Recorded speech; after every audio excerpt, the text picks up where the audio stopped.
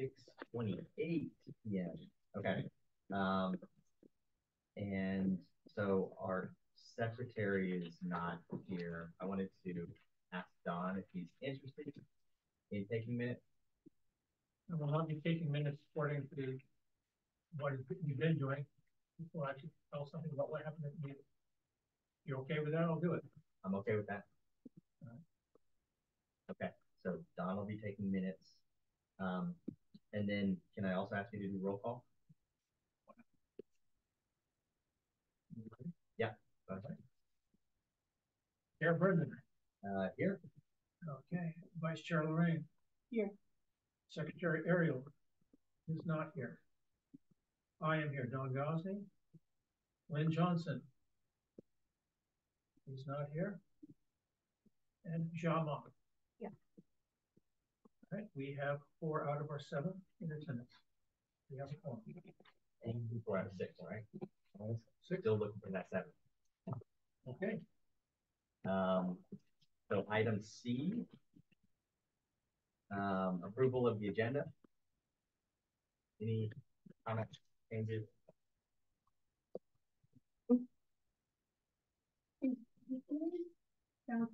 On the site committee. The site visit committee, yeah, I believe so. Okay. Okay. Ariel. Sorry, I'm getting confused. So I got to go back to the minutes. I think. Well, that's what I'm saying. The minutes Ariel. everywhere and Lynn is on it, and I don't remember. We're talking about the agenda. I know, but on the agenda is on the minutes from February. We're not accepting everything on the agenda. Just the agenda. Yeah, let's discuss that when we get to the calendar. Any other comments on the agenda? Okay. Any objection to approve the agenda? Comments by the chairperson. I just want to simply say thank you to everybody for engaging and showing up. I don't have any other comments, but just to offer genuine thank you and appreciation for the work that you all do and showing up. So, Josh, thank you for being here. Don, thank you for being here. Lorraine, thank you for being here. Staff, thank you for being here. Tammy, thank you for being here. Members of the public, Rick, thank you for holding it down for the public representation. And let's see, who do we have online? We have 2 of our board members. So we have President Smith-Fold, thank you for joining, and Trustee Reckler, thank you for joining as well. So those are the only 2 on? Okay. Right now, yes. Item E, public comments on non-agendized items. Is there any comment from the public? I see no hands, but I just realized that they probably only were hearing me.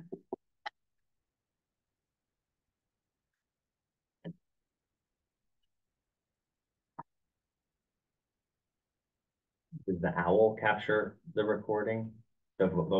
It does as long as I select it, but since this wasn't my standard computer, I didn't realize that the owl didn't catch the things up until now. But okay. Or it might have caught some of it. We just got a Q&A. This is probably identifying our lack of communication. We can hear you all. Oh, good. Great. Thank you. Appreciate that. So I don't see any hands from the public in person or online. Item F, public comment on agendized items.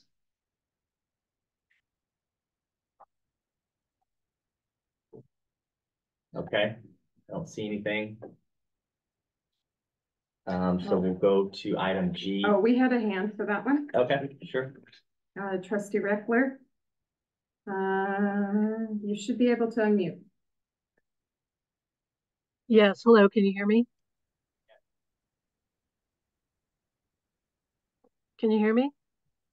hear us? Can you guys hear me? Can you hear me?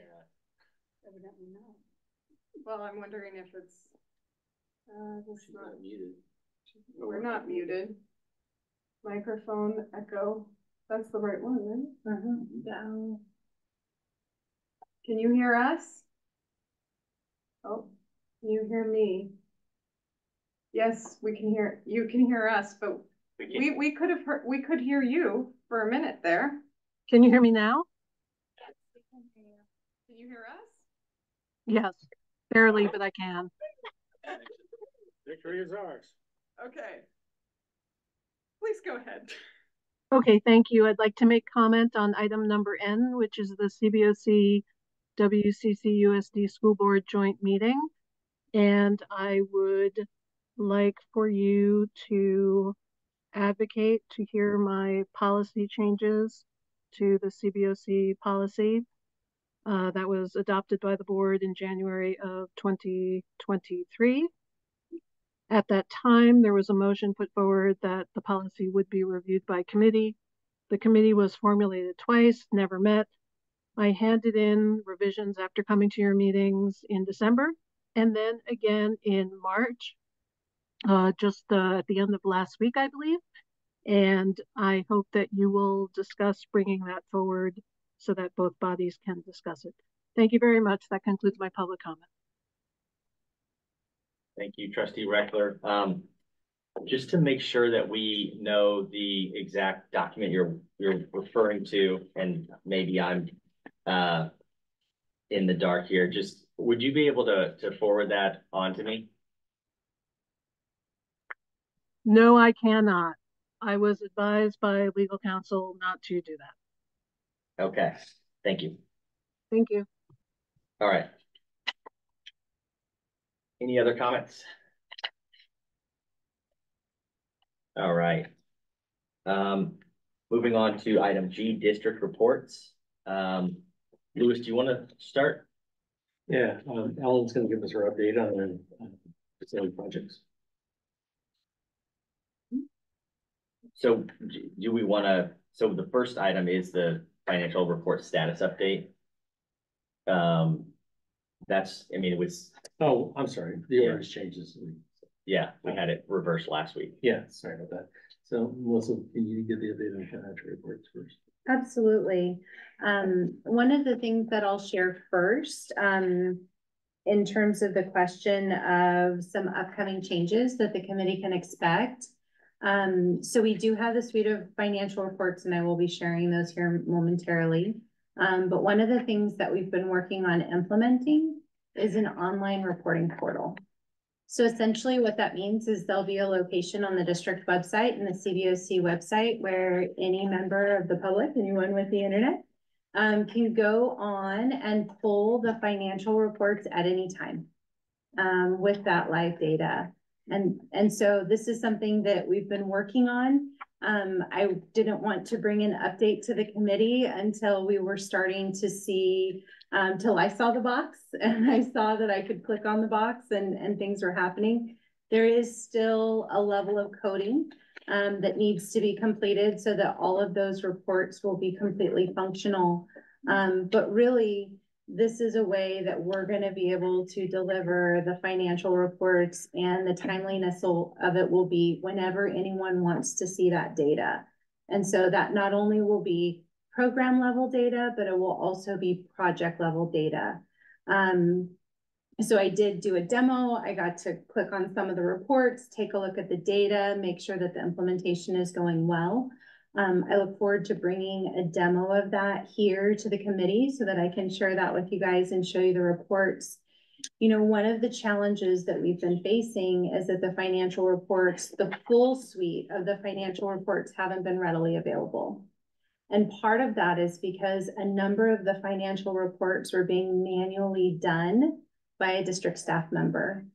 And while she was absolutely fantastic and an incredible whiz, if you don't have the systems in place, when you lose the person, you can lose some of that timeliness of the reporting. And so again, I do have the reports here to bring tonight, but one of the things that's really exciting about having the data available in this portal is if the person changes, the reports will still be available. And so we really believe by making this data more accessible and more automated in terms of the reporting, we won't see this period that we have seen where there's been a level of inconsistency just in what has been available. And yes. Are you going to have some control, in other words, that someone periodically checks this to make sure there's not a glitch or something? Oh, absolutely. That'll be a big part of staff's role. And so that's something that we'll be working on all the time. I mean, one of the things that's incredible about this is I think so many people want to see the data. And so if you're a project manager or, you know, you're working on the project, right? Ellen's team, they want to see the updated financial information every day, right? We know here in the office that invoice was processed, paid, it's part of the check run. We see the check batch. They're out in the field and they want to know, I turned in that invoice, did it get paid? And so having this information available online is really going to fast track the availability of reliable data to so many different people for so many different reasons. So staff included, community included, of course, you know, leadership, our board. And so we want to make sure it's right before we put it out there. I would really like to demo it. I don't know if it will be ready in April. We're working towards April, but I could probably more realistically promise May.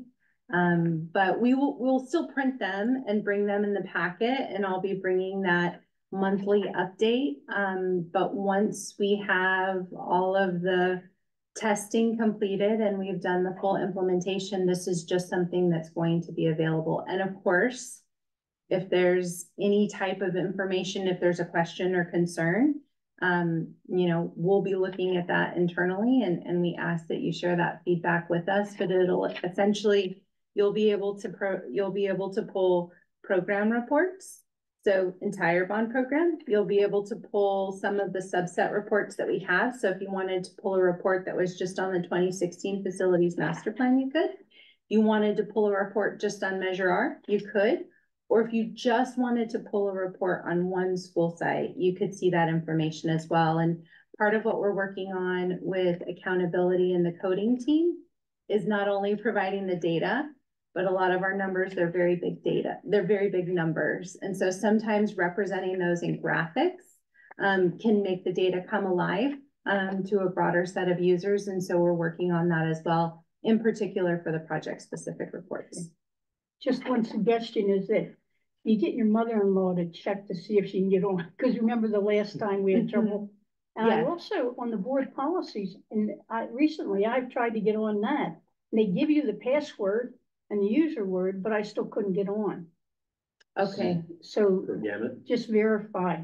Yeah, no, so I'll definitely do a testing. Yeah. And then absolutely, I mean, there's going to be a lot to check, which is why we'd like to bring it to you when we believe that it's fully built, but it's still in demo mode. And then we'll be really excited, and you know, you'll definitely know when we go live. So with that, I would like to share our reports. And so if you would like to go with me in the packet, we can jump over to page 26 of the packet, which here are the AP checklists. I missed you guys in February. I'm sorry about that. Happy to be back. But I did want to make sure that you had the January AP checklist, as this was not included in last month's packet. So you have the AP checklist for January.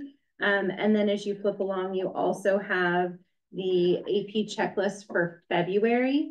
One of the things that always kind of shows up sometimes in audits is the district is off for a week in February. And so we do typically see February to be a lighter AP accounts payable, just because one of those weeks the district is off. And so we're not going to be processing that week. We're not going to have a check run that week. But this is the AP checklist for the month of February. And then right behind that and the AP checklist will give you a summary by site. It'll identify for you the check, the account.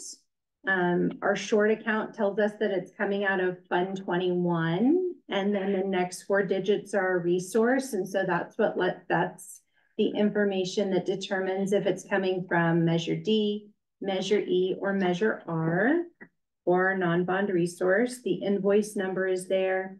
And what can be really helpful is a really, really brief invoice description. And so one of the examples that you would see, this very first example on the AP checklist, it's under a site that says 000 undistributed.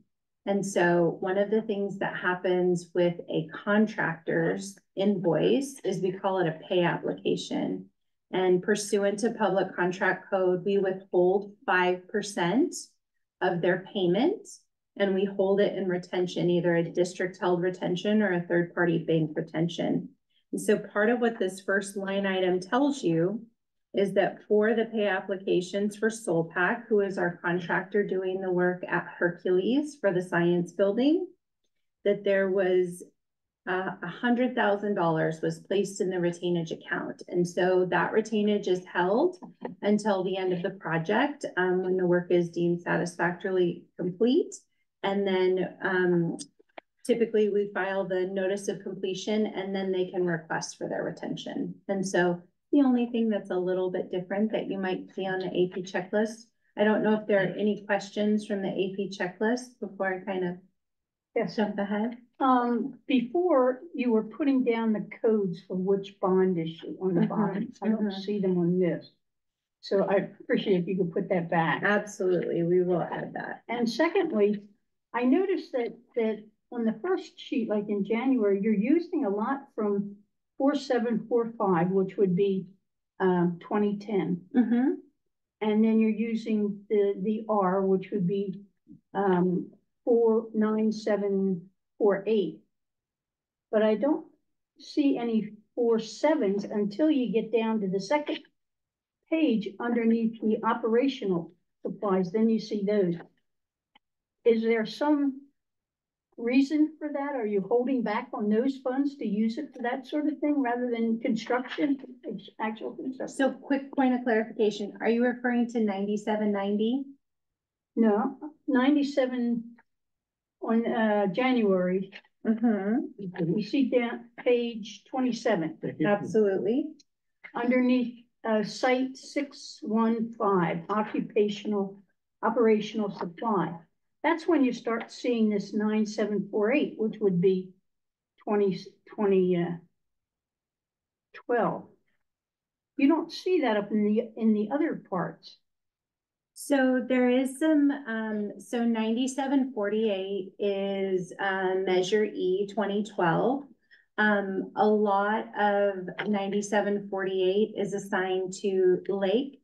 So if you look under Lake on page 26, you'll see that there's some 9748 associated with the Lake Campus Replacement Project. That's a very large project. And so when we set up the budget, right, you have to have the budget, that's where your dollars are. And then we commit a contract against those dollars. A lot of the $9748 are assigned to Lake. And so you'll see them there. And then you're right, you see them under that central account, 615. And that's for operational support services. And so that's where you'll see the consultants that are supporting the program. So I do see that they do talk about Lake in the invoice description. Yeah. Okay. Thank you. Absolutely. The retainage, the 5% is per invoice, right? Retainage per invoice. Yeah. Absolutely. So the one small nuance to that is when we have a design build contract, right? We have one entity, our design builder, who is designing and building our project. And so we only hold the 5% retention on construction. Okay. And so when you would receive a pay application for design build, where it's one application, that has design fee and construction fee in the same pay application, we do separate those amounts out and we only hold the 5% on the construction. Thank you. Okay, absolutely. Trustee Reckler has her hand up. I don't know when you're taking public comment during the. Okay, is there any more comments? Yeah, well, is there more comments from the committee or questions? Not on that report. Okay. Yeah, let's take that question. Trustee Reckler? Wasn't sure if you didn't put your hand down earlier or this was a new question. But since you're not unmuting, I'm going to assume that your hand just didn't go down. So if you still have a question, re-raise your hand, please. Terrific. So the next set of reports that we have are the consolidated budget status reports. And so starting on page 29, this is the report that provides us with, this is the 2016 facilities master plan. And actually one of the things that we're working on in our online report development is adding a project status column to all of these. We've kind of historically put in asterisks, and if you dig down to the footnotes, the asterisk tells you that it's an active project, but we're really trying to make them more and more accessible. And so we're looking to add a column at the right-hand side of this page where it would provide the project status. So you could quickly see if a project was in construction or design or if it was complete.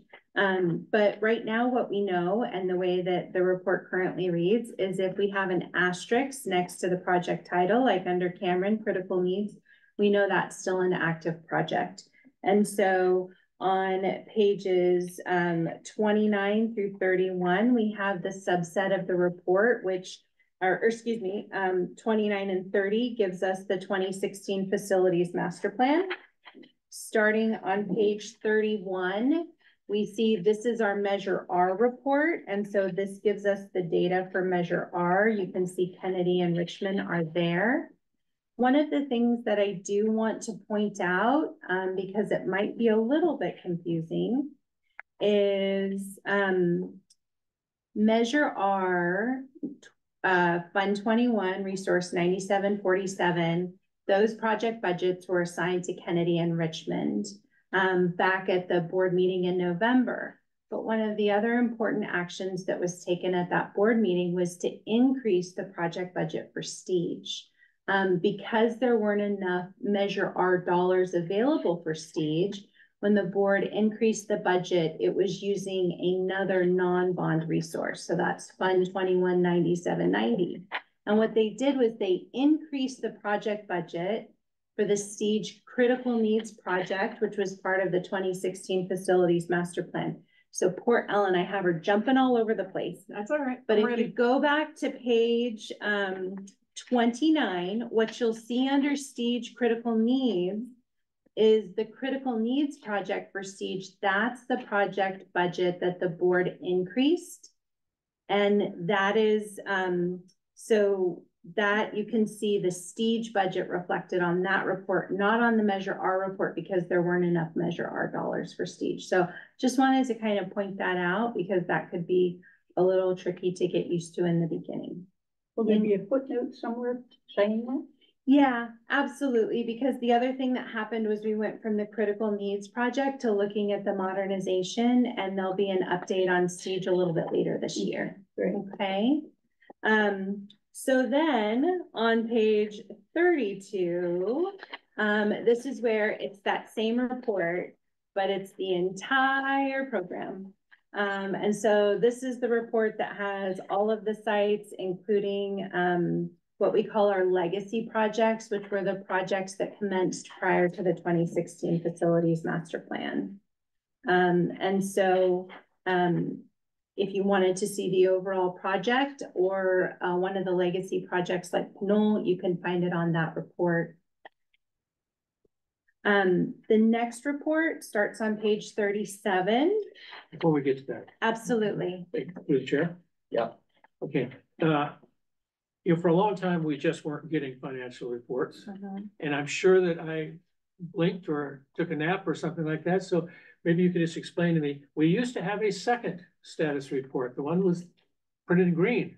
Mhm. What happened to it? Maybe explain to our new people what it was and why don't we have that? So I think what's lost, is the color coding. So what we did historically, was we had the overall program report had one color. And then the 2016 facilities master plan was another color, and then Measure R was a third color. And I believe that's what you're referring to, so that the reports stood out because they look very similar in composition. Yes. So, we can absolutely bring those colors back. They were helpful to me. Absolutely. I'm only one. Yeah. Absolutely.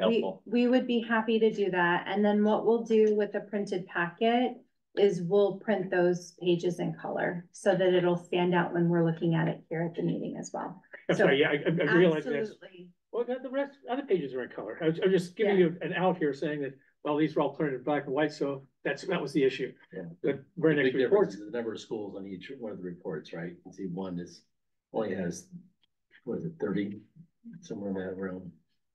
So we'll absolutely add Thank the you. color coding. Where's the titles different? Yes, they The were. one said, yeah, master plan, Mhm. and the other was total. Mhm. Yeah. Overall. Yeah. Yes. And what I'll do is we'll not only make that update going forward, but we will make the updates to these before we post them to the website. So your note earlier about identifying the name of the resource and the color coding, we'll make those changes and that's what we'll post to the website. Great. Okay. And looking at financial reports in particular, number after number after number, colors help because it keeps us awake. Absolutely. I want to look at the green Absolutely. stuff. No, look at the red. Thank you.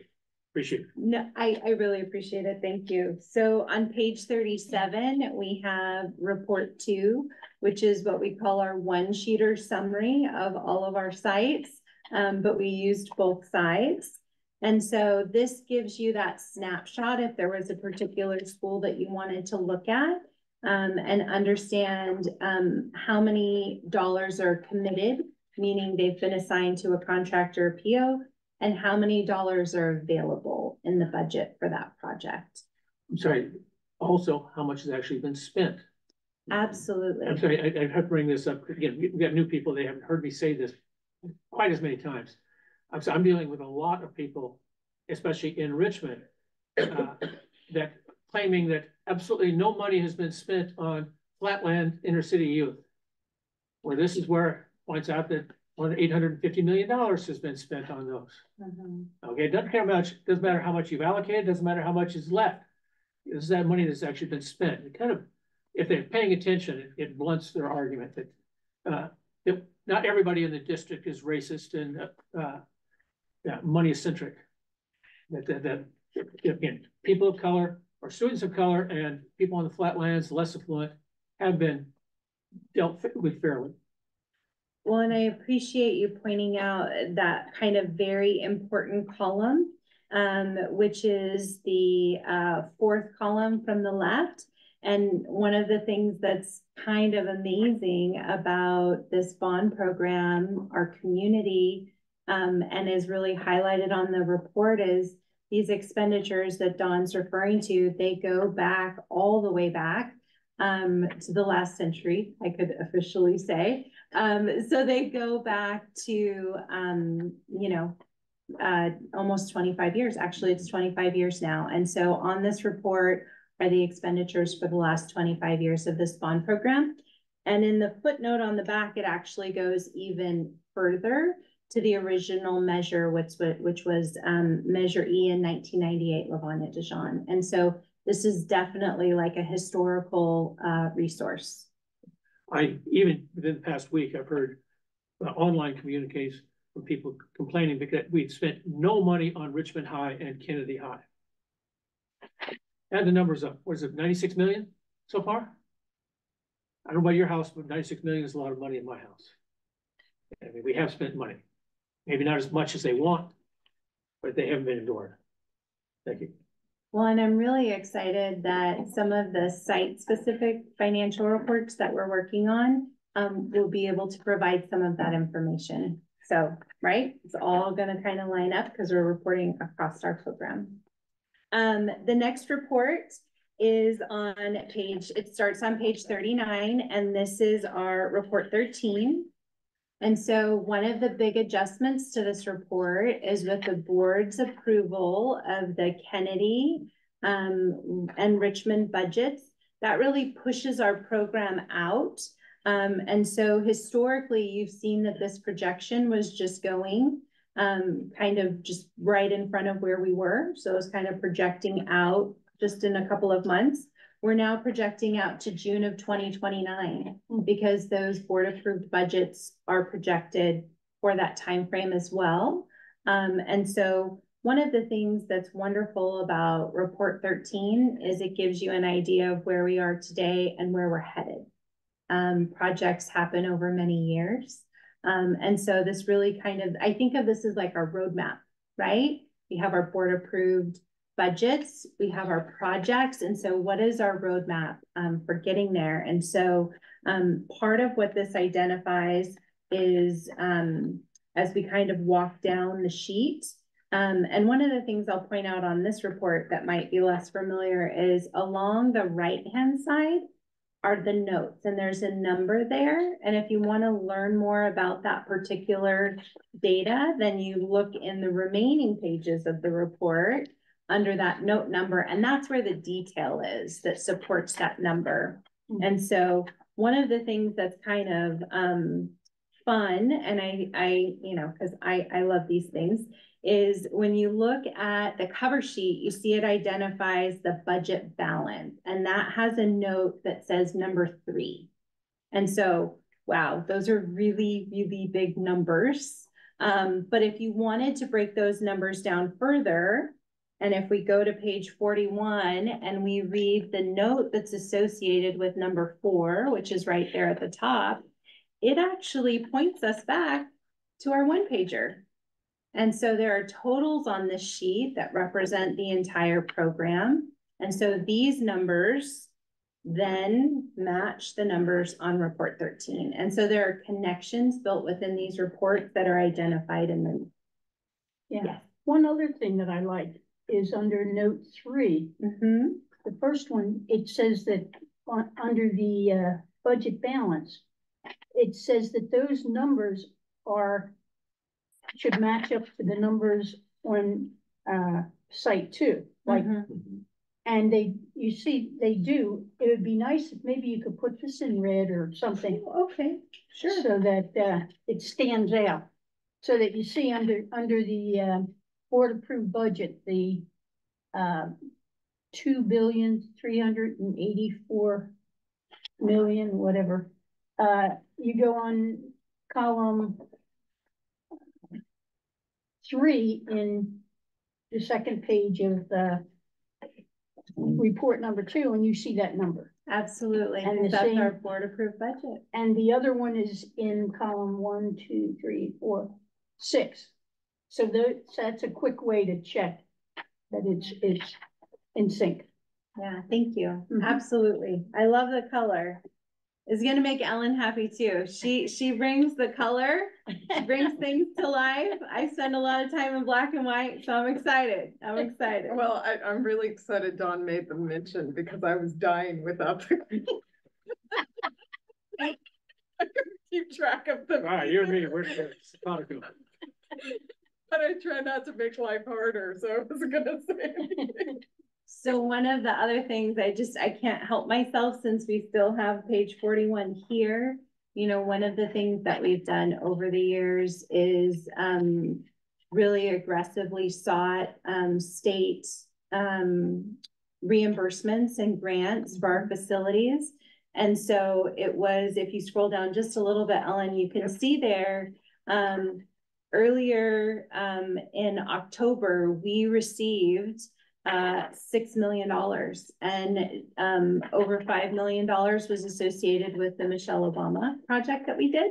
And the other one associated with the work that we recently did at Richmond. And so those dollars are the dollars that are going to be helping us modernize Stage. And so it's really amazing that we've taken the local dollars and really leveraged more than 200 million at the state level so that our local dollars just go that much further. We have a number of other applications that we're working on, and some of our other projects are going through. And, you know, I'd always love to bring you a report on our state grant and funding. So if there's a good time for that, I'd love to bring that forward. And so actually, I'm going to stop right there. That's actually our last financial report for today. Got a question. I know there's an explanation for it, but you can help me out on this. I'm seeing that we have actually sold $500 million worth of Measure R bonds. So I'm so glad you asked that question. I mean, I'm reading it in the report here, and Mr. Freeze is shaking his head like, what are you talking about? So let's go back to page 39. And so one of the common phrases on report 13 is above the line and below the line. And so when you see the projected cash balance number, then there's this imaginary line, which maybe I will add in color so we can identify what is below the projected cash balance of 2029 are things to come. And so at the bottom of the sheet, so the imaginary line? Yes and no. So the line goes above where it says state facility grants pending state approval. So kind of the second half of the page. Can you scroll down just a little bit? So there are things that are part of our plan, but we haven't done them yet. And so what we know, and you can see there, state facility grants pending state approval. So we are working on state funding applications for Lake, Hercules, Collins, Shannon, and we can bring you updates on those. So those are grants that we're submitting to the state. They haven't been approved yet. We haven't received funding for, but we do expect to receive funding for those applications within this period. So before June of 2029. Also below that, it says items pending board approval. So Measure R was 575 million. We did the first bond sale, which was 75 million, and there's 500 million left in authority, but we haven't gone to the market to sell those bonds yet. So those aren't dollars that we hold. One of the general rules about bonds is when you go to sell your bonds, right? We would need to go to the board. There would be a process for that. And then that bond sale would then bring those dollars in so that we could spend those dollars. But you can't hold dollars. And so there's something called arbitrage. And so we will have future bond sales as we will then need those dollars for the projects. And so if you turn to page 40, which is the note associated, oh, okay, let's see. Oh, I will fix that. Down at the bottom. What'd you just fix? Putting a note next to items pending board approval. So down here under projected revenues, there's some projections here. And so what are additional revenues that we anticipate to receive in the bond fund? Well, in this current fiscal year, we anticipate interest earnings and other revenues. That's the current projection. For the outer years, so you can see in fiscal year 25, fiscal year 27, and then in fiscal year 29, future bond sales. And so we will have our financial advisor come and give an update on that a little bit later in the year. But at this time, we aren't anticipating any bond sales within this fiscal year. We're looking at future fiscal years. And so, yes, there is a $500 million approved authority, but we have not sold we have 500 million. left So to that's spend. 504 million you see there. If you go back to page 39, you'll see at the top where it says projected revenues. The very first three line items is the 504. Yeah. Obviously. Now, I'm betting that because you talk to your grandmother so frequently, she probably understands all of this without you having to explain it.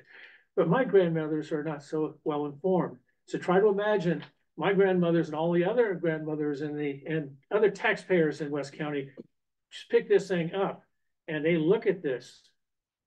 Would they make the same assumption that I just did, that we have sold $500 million worth of bonds and are paying interest on it at a higher rate than what we would be receiving by investing it in the meantime? I'm just wondering if there's a way we can describe this in such a way that people can look at this without having to go deep into the weeds on note 2 to find out, no, we really haven't sold these yet. So I'm glad that you mentioned that, because one of the things that I'm hoping to work together with the committee on is, as we are trying to automate some of our financial reporting so that that data is available to everybody at any time, Report 13 in particular is extremely manual. And so it's not a bad thing. It provides some great information. There's some familiarity to the report, which makes some of the reading a little bit easier.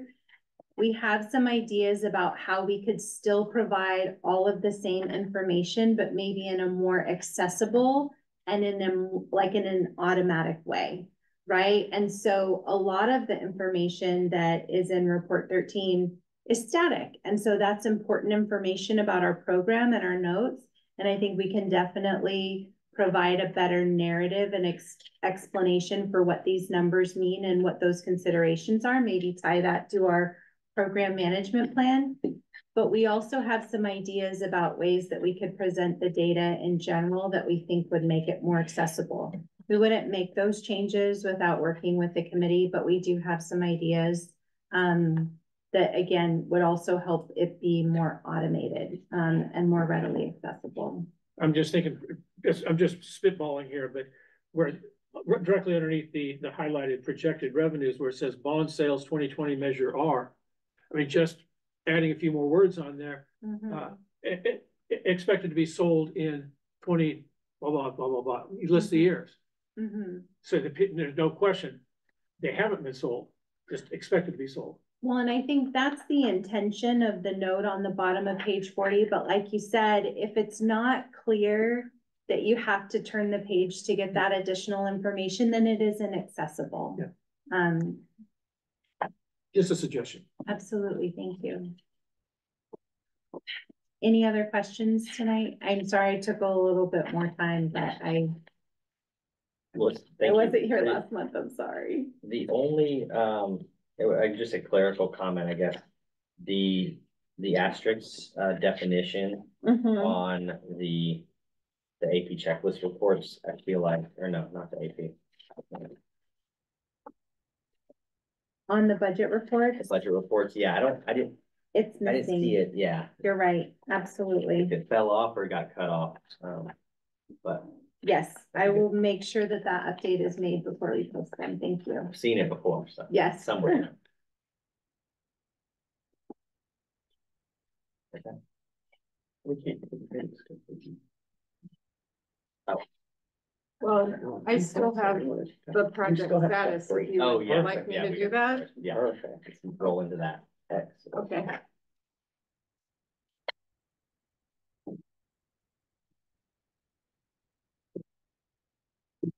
Good evening, everyone.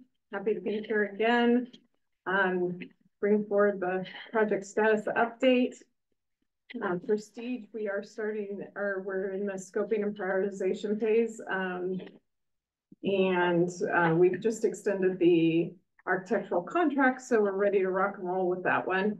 Kennedy and Richmond modernizations are in programming through schematic design.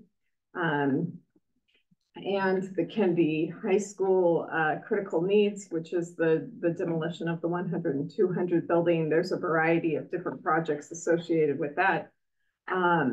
We have the boiler room renovation, which is where we're moving the IDF or the MDF is bidding. We have the MDF relocation. We did receive our DSA comments back, so they're being addressed by their architects right now. We're hoping to resubmit them tomorrow, actually.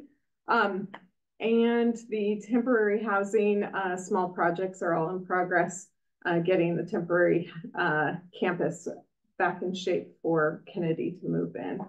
Shannon's critical needs, we are receiving bids tomorrow for that one, so that'll be exciting to hear.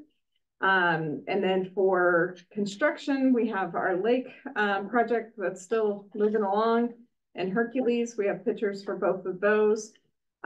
For Collins, we did have movement from PG&E, so the connection is planned for March 16th, which is super exciting because they'll actually allow us to turn on all of the HVAC units that we installed. Yay! We installed them quite a few months ago, but at least we finally get to turn them on. And the Cameron, we're still waiting for that connection with PG&E to be able to close up that project. And there's, we still have the hillside with CGS. So, before you go to the next page. Yes. I truly appreciate the very bottom where you've got the legend and acronyms. Always very helpful. Okay, except there under your design for Kennedy High School, you've got the MDF relocation. You maybe explain to us what MDF is, and if it's ever added again, add it to your list of acronyms. Will do. So that is the main connection point where all of our low voltage utilities come into the building and then are distributed out to the various buildings. What does the acronym actually stand for? Main distribution frame. Okay, thank you. Which would be, if you had not given that previous explanation, would be meaningless. Right. I mean, distributing what? So that's a really fancy way to say that's where all of the head-ins for our fire alarm, our security alarm, our data, our telephones, intercom, that's the other one, bell clock intercom, are located. And we had to move them out of the 100 and 200 building before we knocked the building down because running school without all of those things is frowned upon. So here we go. Any other questions on the chart? All right. See, you guys have listened to the chart for enough months now that we're just rolling right through. Lake Elementary School campus replacement. Last month, you might remember we were still finishing up the siding. We didn't have any rebar down on the ground yet. And since we were still finishing the siding, we hadn't painted anything. Our red accent color has now come in full force.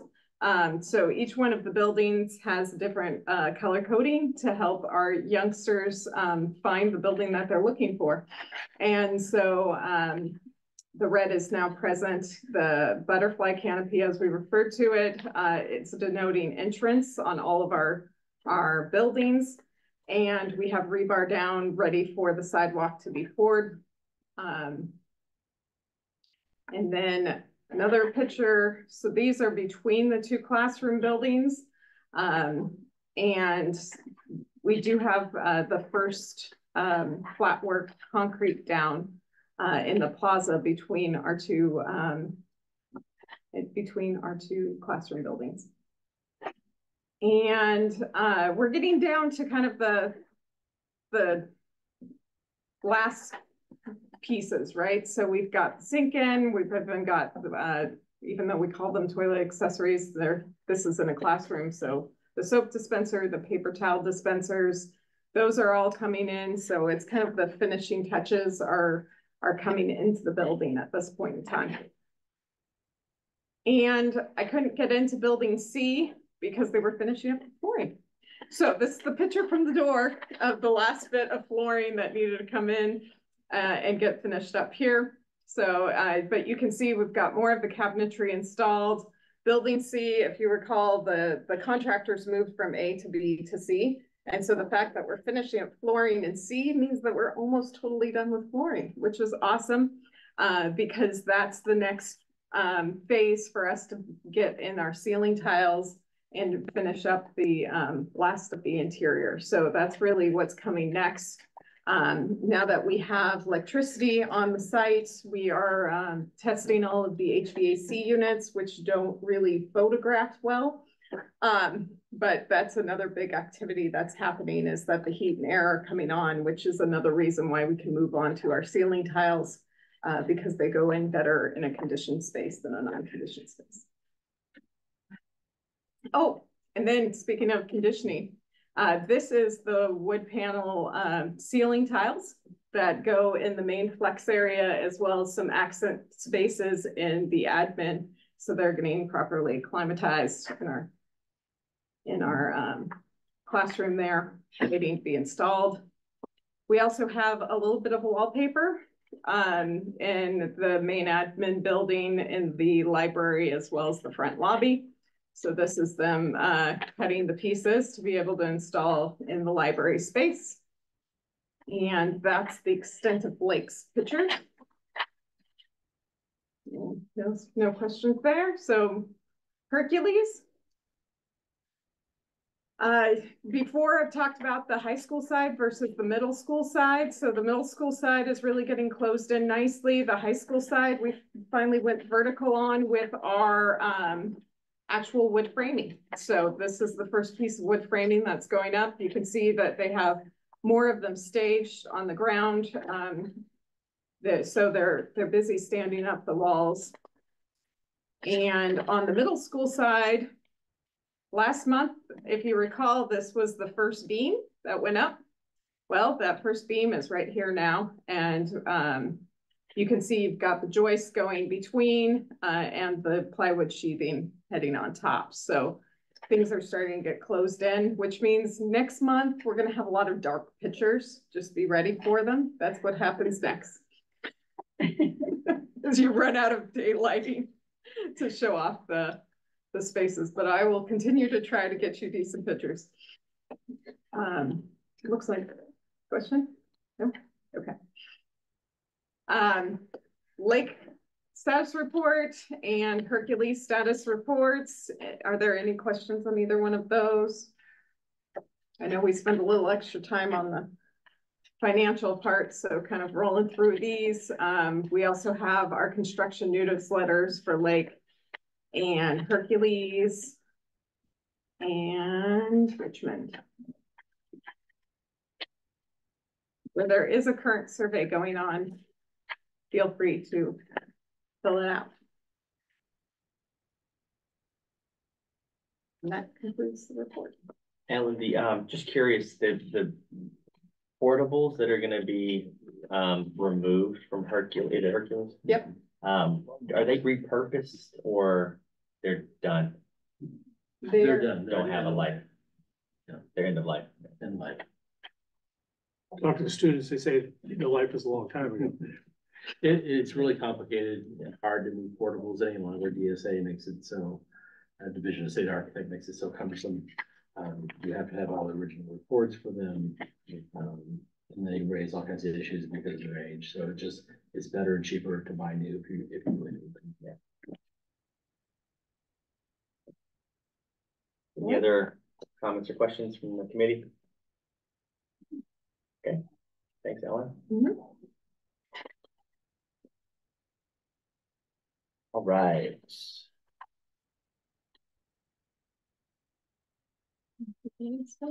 Okay, so moving on to CBOC business. Item I, consent calendar. We have both minutes from January and February. Hope people were able to review those. Any comments? I know we had one earlier. Yeah, on February 12th, on page 47. I just don't remember in section M. It's Area G, self-nominated, the position of committee chair. Brandon Dalton and Lynn Johnson volunteered. I remember you saying it, but I don't remember Lynn. She's not here tonight. So, could we pull that and then find out? That's it, right? So, well, we've already gone Yeah. into discussion. Yeah. So we cannot pull just this little item A. We'd be pulling the entire minutes. Yeah. It would be better, as always, let's adopt the minutes. If someone wants to review the tape afterwards, then we can come back and edit minutes after. Okay. But we should always Yeah. adopt and then fix later, Yeah, that's the only thing I have a question. because we can't pull just one little, we'd have to pull the whole minute. Don? I have two issues. First, on that, I will never approve minutes that I believe are faulty. Okay, you bring it back at a later time with corrected minutes, or you make a motion to amend the minutes. As is right now, you're asking for review of information, so we really couldn't amend them right now till we review that. But I'll never vote to approve minutes that I know are wrong, or may be wrong on there. But the second thing is, I will never approve minutes that are action minutes only, where a person reading them really can't figure out what went on at the meeting, and oh, these were action minutes. I won't be a part of that. You have to actually be able to see what happened at the meeting. Just saying that somebody commented isn't good enough. You know, what was the comment? Was it relevant? I'm not asking for verbatim minutes at all, but at least a person should have a reasonable expectation of understanding what happened at the meeting if they read the minutes. And for the most part, this is an agenda with a copy of the agenda with a couple of notes scribbled on it. And I can't support that. Okay, thank you. One of the things that we had done in the past was all of the recordings of the CVOC meeting are posted on the district's YouTube page. And so I was wondering if we could add that to the minutes. So, yeah, like this is where it's available online. So if anyone, so what's there is it has the information like how you could zoom in, but if we could just add the YouTube meeting link. And then if somebody was looking at the minutes, they could also find the video online. Did I miss it? I might have missed it. Yeah. So it is on the top of the minutes, that link, that's the Zoom link.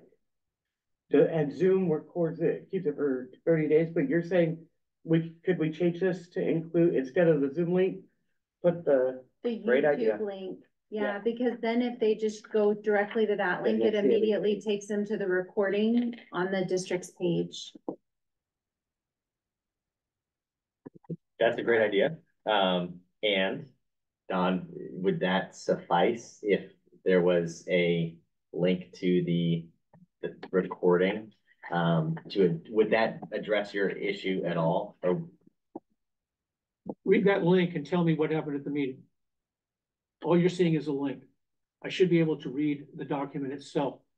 So no, it does not. Okay. I believe the minutes need to be more than action minutes. Yeah. I hear you, and I think one of the things we've heard in trainings is the required information from Robert's Rules, right? No, not just Robert's Rules.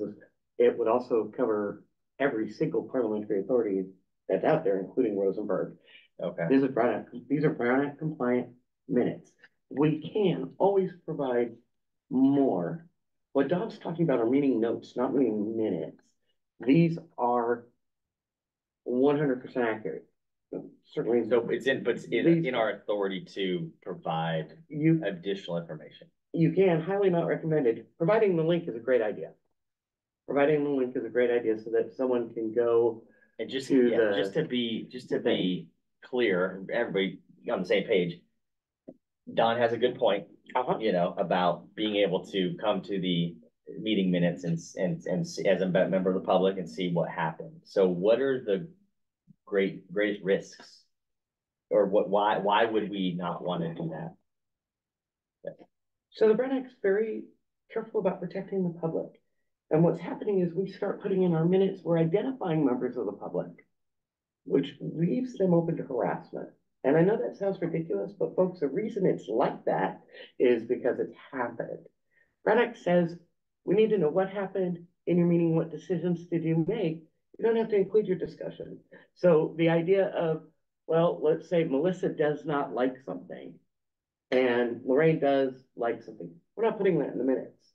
If it's something where we vote on, we're gonna know whether or not you like it because you vote yes on it and you don't like it because you vote no on it.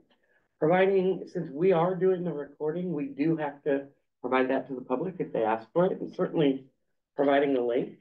Great idea. It gives all that transparency. If someone wants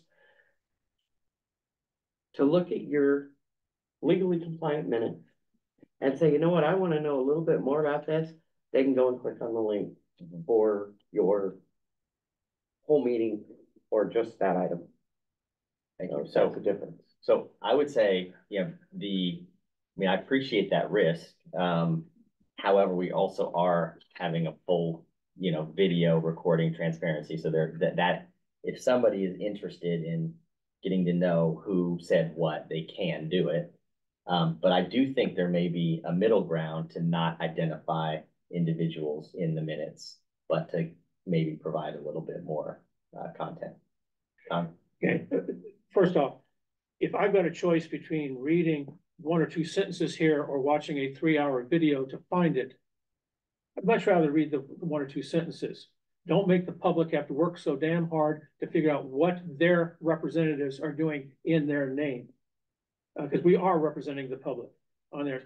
And if a person comes at a public meeting and it says, my name is Joe Blow, and this is what I think, they have made their name public. It is on the record. It is in the recording. So putting it in the minutes, if it's already been made public, this is how is the harm being done to them? But if they don't mention their name, am I supposed to follow them home to try to figure out what their name is? No, they're not. I mean, this is not the extreme kind of situation. I said there is middle ground. There's always middle ground. It doesn't have to be extreme one way or the other way. Yeah. I said, and if we're going to get a recommendation that we don't do certain things, my recommendation is that we do things. And I'm a member of the public.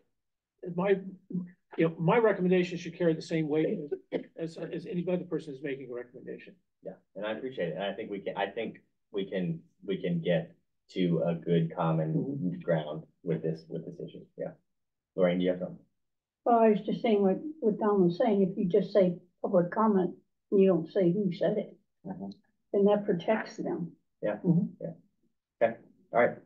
So we went off topic. We are at the approval of minutes. So we either, if there are objections to the minutes, then we need to take a vote. Otherwise, we need to adopt the minutes. And do we need full? So you could say if there's no, well, no, everything is a, where did I go? Right here. So since we pulled them and we discussed them, you could take them one by one and say, if there's no objection, we will adopt January 8 minutes. If there's no objection, we'll adopt January 12. If there is an objection, we need to have a motion and then we'll take a vote, and that's just a majority vote. Okay. I anticipated an objection, so can we just go to vote? Let's get to a motion. Does someone make a motion to? So is there a motion to adopt the January minutes? Yes. Okay, Oh. Lorraine makes a motion. I second. I can second it.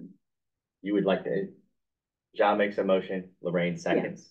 So technically, we gotta have someone say the entire motion. So John, can you say that you move to approve the January minutes? It's a clockwise or? No, it goes with you. You just start, because are you making the motion? Yes, Okay, so you move to adopt the January minutes. yes. So if you just say that for us. I move to adopt the January minute. Excellent. Is there a second? I second. Okay, Motion. so we're gonna do roll call vote. All in favor of the motion We have to, not all in favor, because we're sorry. Brown Act. So yes, we're gonna go through, Name. go through the name. Okay, so we're gonna be voting on the motion to approve the January minutes. Yeah. We have a roll call. Oh, That would be your secretary. You want me to do it? I'm happy to do it. You're not included. why don't you Lorraine? do it? Yes. Would you like to do it, I'm Don? sorry, either you have me be the secretary or not the secretary.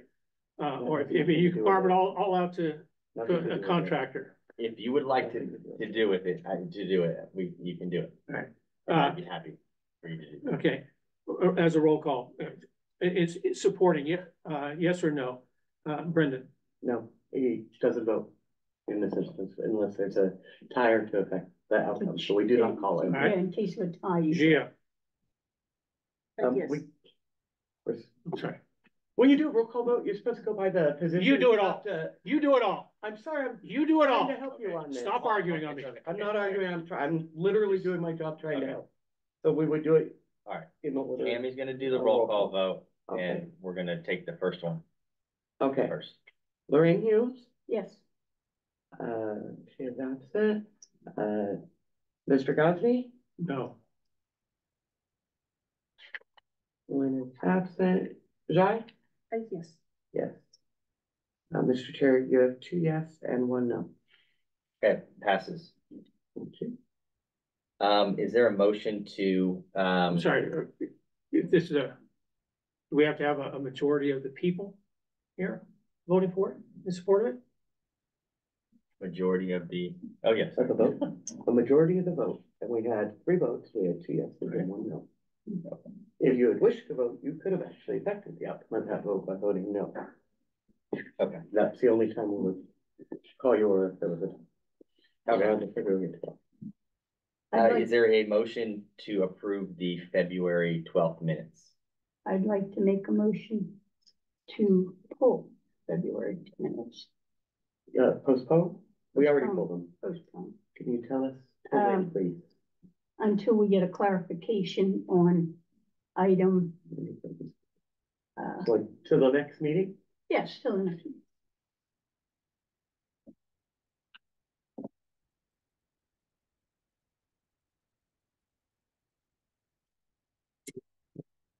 Is there, we don't need a second for that. I mean, I Much guess of we're the not motion gonna you do- need to say. Yeah. So is I'll there a second it.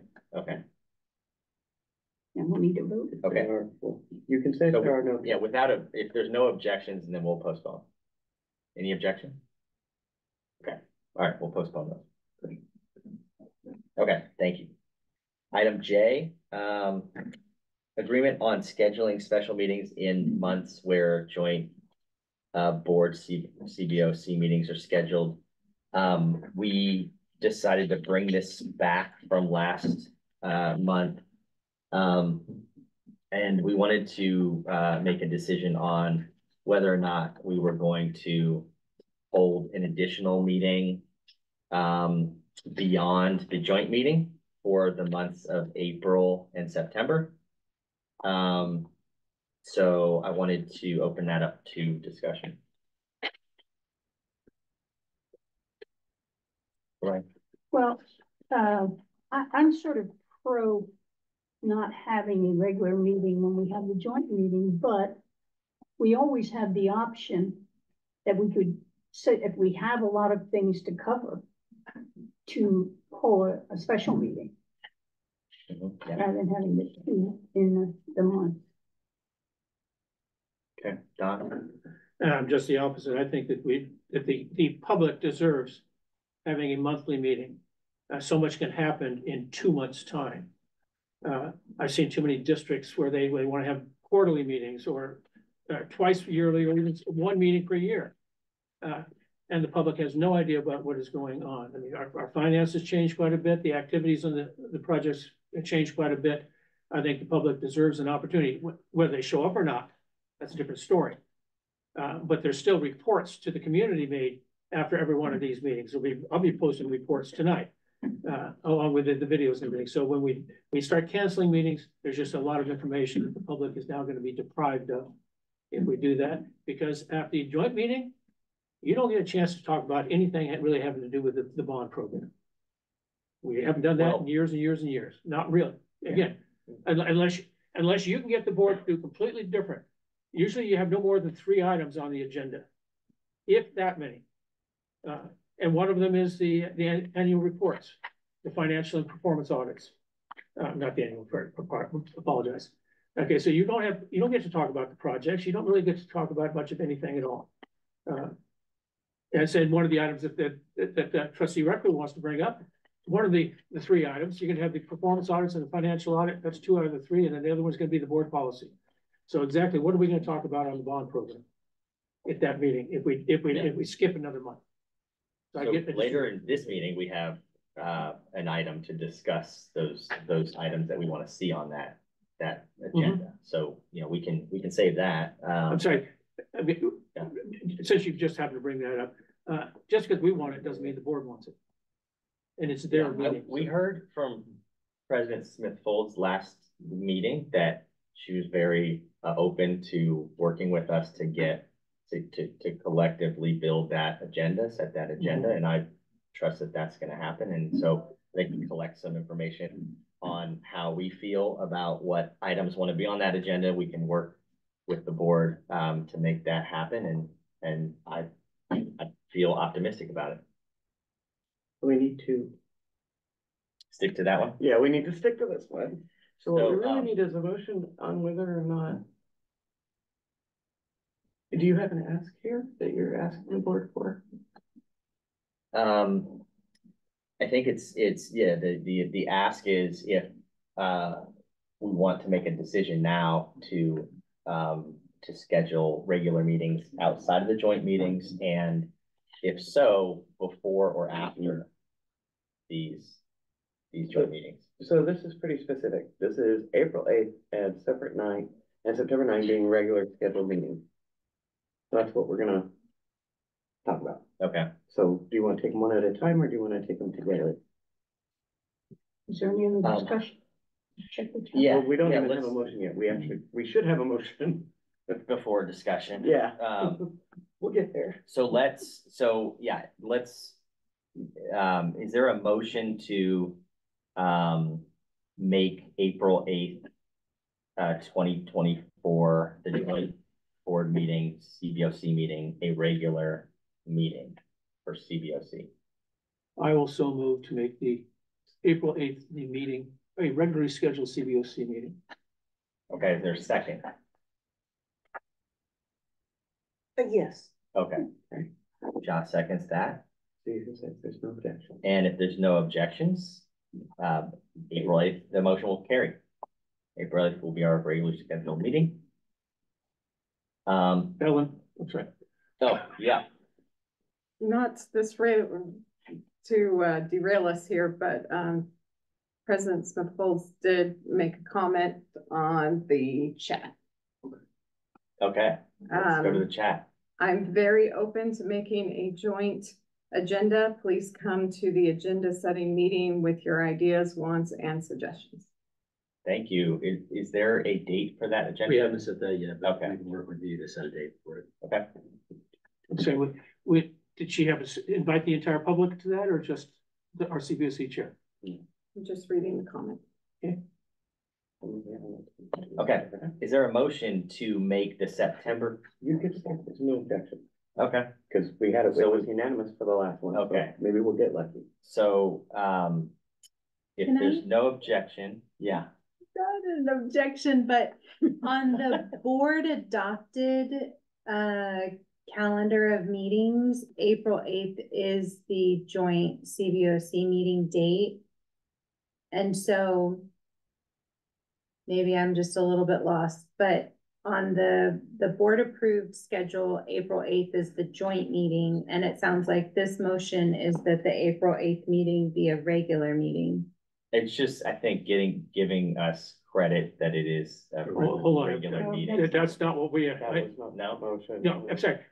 Since we did not know the date of the joint meeting from this agenda, I assumed that April 8th was a separate date, because that's not our Oh, normal well, date. then That we is our need normal to date. run that back. I mean, April 8th is our normal date. I lost track. April 8th is our normal date. Yeah. I think the board was flexible in scheduling on our meeting time to do the joint meeting. And now, there was a conversation about, do we want a separate meeting? So, You do one after, yeah. You could hold both meetings on the same day. That's 4 to 5 hours of meetings. The joint meeting is typically 2 hours. yeah. Yeah, I misunderstood that motion. I thought we were saying that it was going to be our meeting for the month. The joint meeting, Yeah. not just CBOC business. Yeah, okay, so April 8th is a Monday, and it is our regular scheduled day, and it's also the joint scheduled day. Right. So with that knowledge, That was not the intent of my motion. My intent of my motion was to set a date for a regularly scheduled separate CBOC meeting that was not the joint meeting. Essentially having Yeah, two meetings okay. in April. okay, so we need to revise. So, yes, so now it depends on how the board wants to do that. Mhm. Well, the motion will be, I move to amend something previously adopted. And we get that out of the way, and then how do we want to word after that, which would be that the April 8th meeting be the joint meeting? And then do you have another date in mind for the regular meeting? The board has already set a date for the joint meeting of April 8th. Okay, So to me, So that's, we can that's- just change the Sorry. April 8th, we can strike okay, it. you keep talking.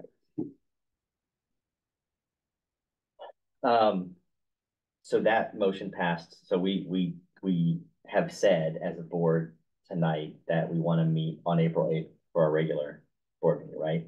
We So also know we that can it's the amend it. joint meeting, we can amend it. Is there a motion to amend? Like, I don't actually think it's really important, because whether or not we hold, I mean, not to say it's not important, we're gonna be meeting with the board jointly on the 8th. If we hold true to what we just passed, unless we amend it, we're gonna meet before or after that, based on our decision just now. Does that make sense? No, So, we as a board, as a committee just said, we're gonna meet on April 8th. We also have to show up and meet with the board jointly. That meeting's going to happen. And the meeting we just agreed on is going to happen. They can't happen at the same time. So our regular meeting is gonna happen before or after joint meeting, unless we amend it right now.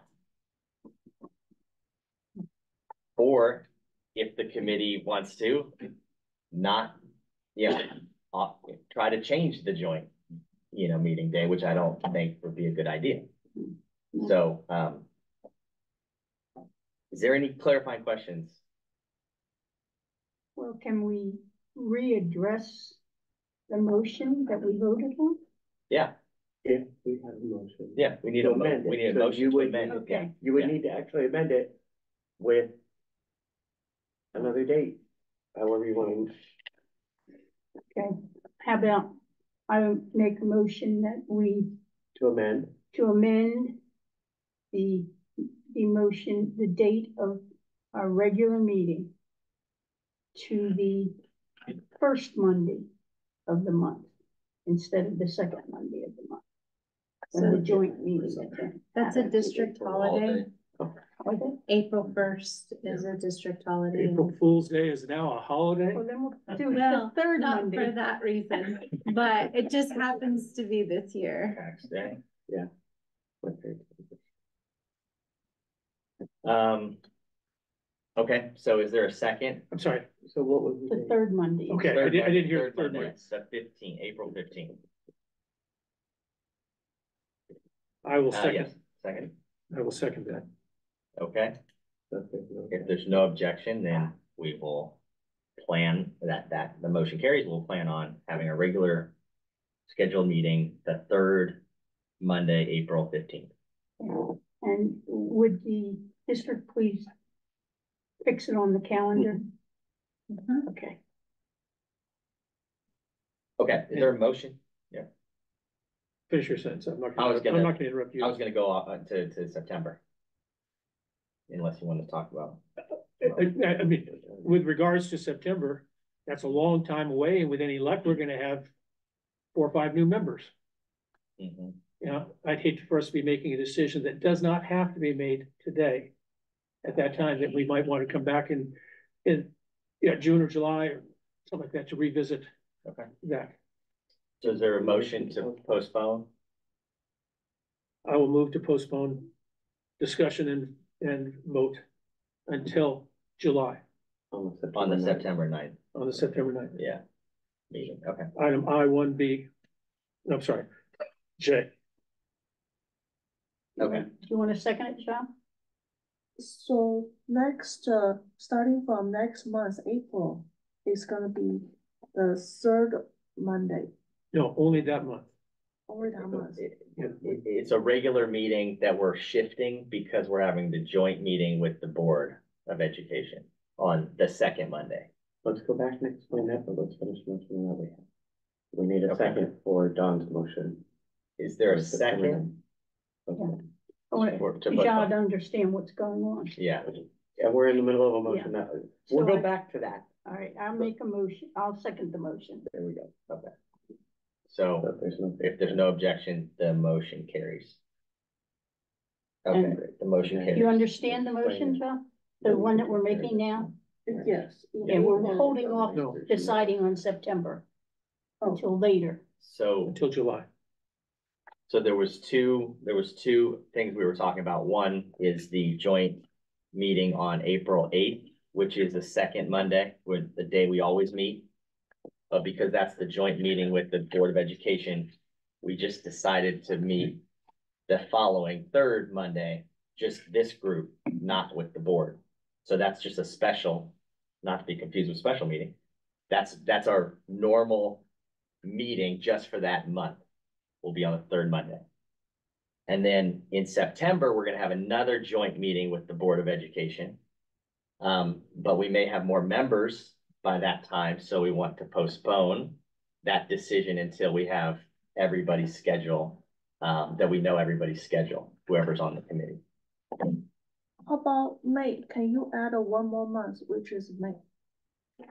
May, Yeah, you wanna talk about when we meet in May? yes. It's the second Monday or third Monday. The second Monday, Is that possible at the third Monday? to change it? Yeah. We have to do it. Yeah, we could add that to the agenda. Oh, yeah, you're like. Or I can reach out but generally, I think most of the committee has agreed on the second Monday, and so I think it's probably challenging to change the meeting dates, but we can certainly ask folks. Thank you. You, please add, my advice to the next meeting to see if, for the May meeting can be third or first Monday. Thank you. Yeah, As clarification before he reaches out to everybody, is this a one-shot request, or is this something you would like to see done on a regular basis? Move it from the second to the third Monday? Oh, for the May one? I'm sorry. We got two conversations going on here. I couldn't hear what she had to say on her. Did you need a recess? Yeah, but we can't hear what you're saying in a public meeting. I'm not a member of the board, so I am not covered by Brown Act, and I'm not having a discussion with the majority. Remember, we've talked about this before. Yes. Just clarifying where to put this on the agenda for the change. For May, because my city have a public work, like a related meeting at the second Monday, have the same time with our meeting. Only my city, also. But only in May? Only in May. Okay. And the other time, as what you said, like, the second half of the year, they have a planning as well. But at May is, at the first half of the year is only May. okay, so that's clear to me. I'll add it to the next agenda, or I'll reach out to folks. Yeah, thank you. The next Only my agenda city. is the joint meeting, and I don't think we're gonna be talking about this necessarily, so. I will investigate with the committee members to see if there's opportunity to push that to meet Thank your you. schedule. Yes, While you're out there seeking out information, could you see if if the rest of the group is amenable for our meetings to always be on the third? okay, I mean, I'm missing another meeting right now. And yeah, I hate the idea that I'll be watching 2 hours of video here and I'll be watching 2 hours of video for that meeting as well. Be nice to be able to go to both of them. It just, if it's not a bother for people. okay, I'll send out a survey. so that we can get this straight. Okay. Okay, item K, inclusion of the Pledge of Allegiance following the CBOC meeting call to order. Oh, we have a question? Well, we had just one more clarification from trustee Smith-Foltz about the, sorry, yes, absolutely. President Smith-Foltz about just the CBOC chair and the board president and or the superintendent or standee will formulate the agenda. And I'm assuming she's talking about the joint. Yes. Yeah. Okay. Thank you. Okay. Lorraine, I know you brought this, you wanted to just put on an agenda. I did want to first read a little bit of history. That's under discussion. Oh. You need a motion. Okay. All right. Sorry. So is there a motion to include the Pledge of Allegiance on the CBOC committee meeting agenda? I make a motion that we continue saying Pledge of Allegiance on the opening ceremonies. We need a second to discuss it. Is there a second? No second motion dies when we move to our next button.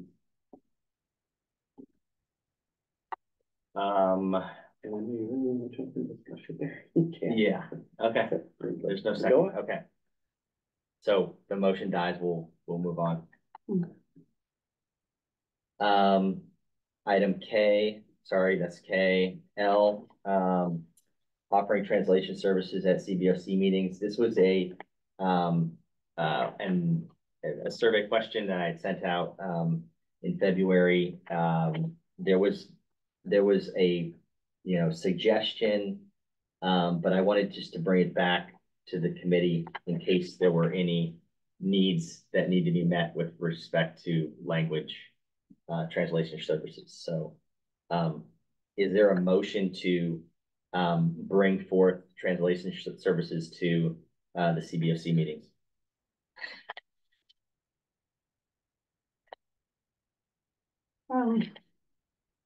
Is this discussion or we're making? I got to get a motion to discuss, right? So if we want to discuss it, we can make a motion. If not, A motion to discuss. a motion to bring translation services to the CBOC meeting. Okay, just for a point of clarification, this is an action item and the item is to discuss and vote. Do we need a motion to actually? Yes. Go ahead and interject before I ask the question. No, sir, I'm letting him know that I'd like to be recognized after you're done speaking. I'm sorry, no, once I'm shut down, I'm not gonna revisit. Okay. Yes. So, as we talked about in training, there is no motion to discuss. We have a motion to approve. A motion to take whatever action that is being requested on the agenda, and then we go into discussion after that. Okay. So, but there's no such thing as a motion to discuss. So if we want to have a discussion, we need a motion on this item. Right, and if I could clarify, this would be a motion to approve any translation requests from the committee? Is that what?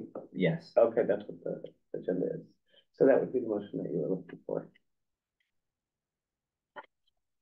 I'm sorry. Were you reading something that was in the agenda that we don't see? So, I mean, it may just be an error to not, I should not include discuss in the agenda, the agenda item description. But I think I just want to, if anybody wants to talk about translation services at the CBOC meeting, we need a motion to bring those services to bear at the meeting. If there's no motion, then we'll move on to the next item. Okay. Item M, adoption of the CBOC ground rules and norms. So in our packet, there is, we saw it last month. We, yeah, I had it right here. Can you say the page? And we're gonna find it for you. 67. 67? Yep.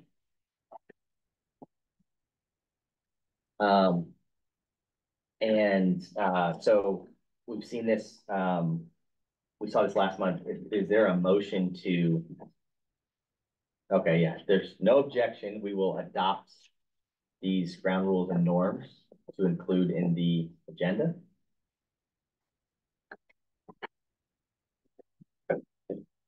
Okay.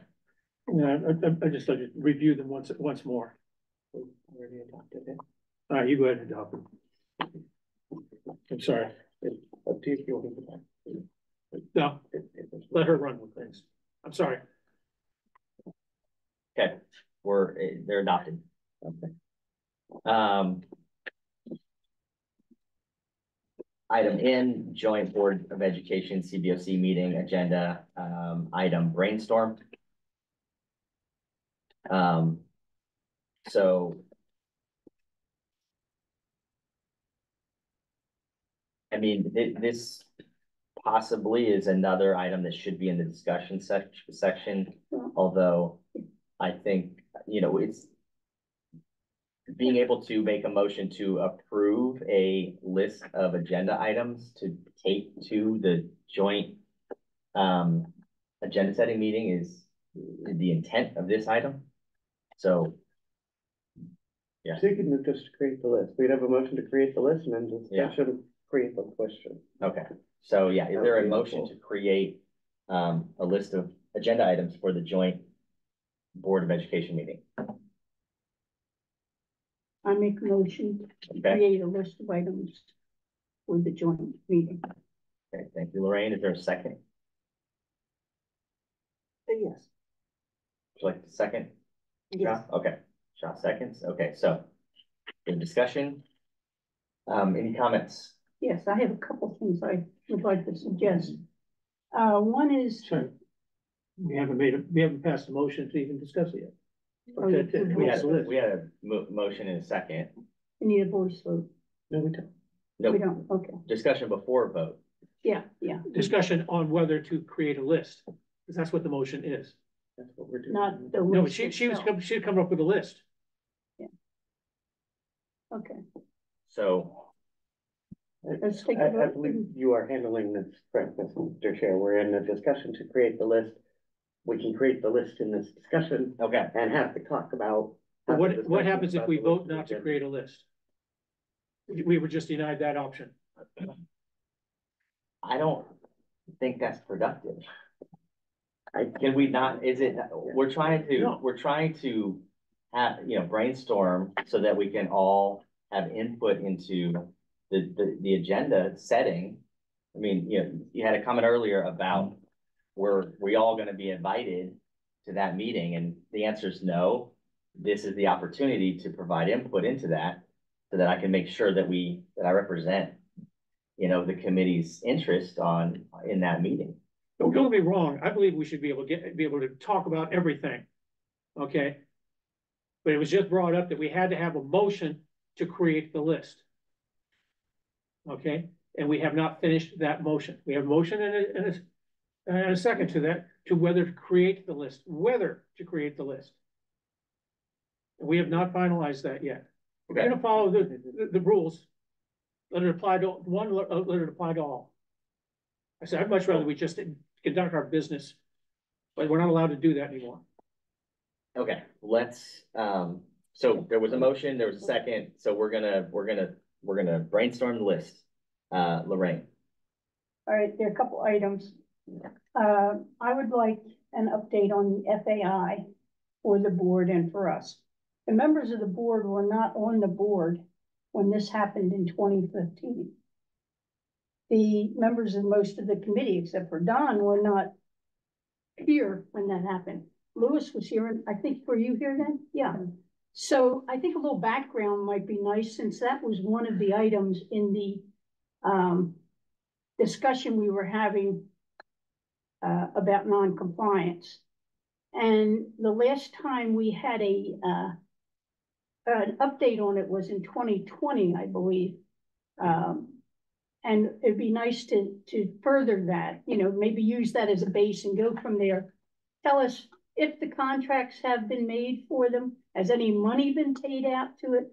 What is the status of it? That sort of thing, to bring us up to date on this, since two of the board members and the or at least the committee is going to be discussing it. It's old business that people don't know about. So that's one of the suggestions. The other suggestion is that we have an update. I don't know the name of the committee, Louis, that met concerning the Proposition 39, but whatever the name of that committee is, that they come and tell us the status of what is being done. You're still speaking of the FAI items, and that's the implementation task force you're referring to. Okay. All right. Is that Not for the FAI. I mean, for the Proposition 39 violations.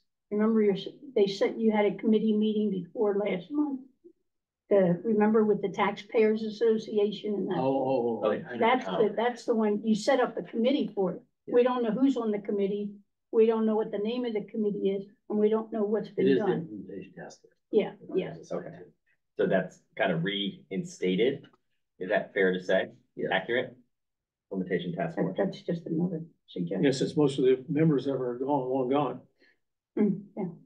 Back more? Yeah, one more. One more. I forget what I offered. I'll be right back. I'll be back to it. Somebody else can say something. Done. If we were going to talk about FAI updates, there were 7 items on there that were kept 100% secret because of attorney-client privilege. We had no updates. We were never told what they were. We were never told what the status of them was. And I suspect that almost everybody involved with that is long gone, including the attorneys. So we have no idea. I mean, the accountants can't tell you the status of those 7 items because of attorney-client privilege. So we have no idea how serious they were and what the status might be. Be curious, since the district can waive privilege. Be interested to know what they were and what the status of those 7 items. Not sweep them under the rug. Okay. As has been done since 2015. Okay. I remembered. Yes. Dealing with the audits. The Ed Code says one thing. Now they're all in compliance, but the Ed Code says we have to get the audit the same time as the report, the same time as the district, as the trustees. The policy says we have to get the draft at the same time.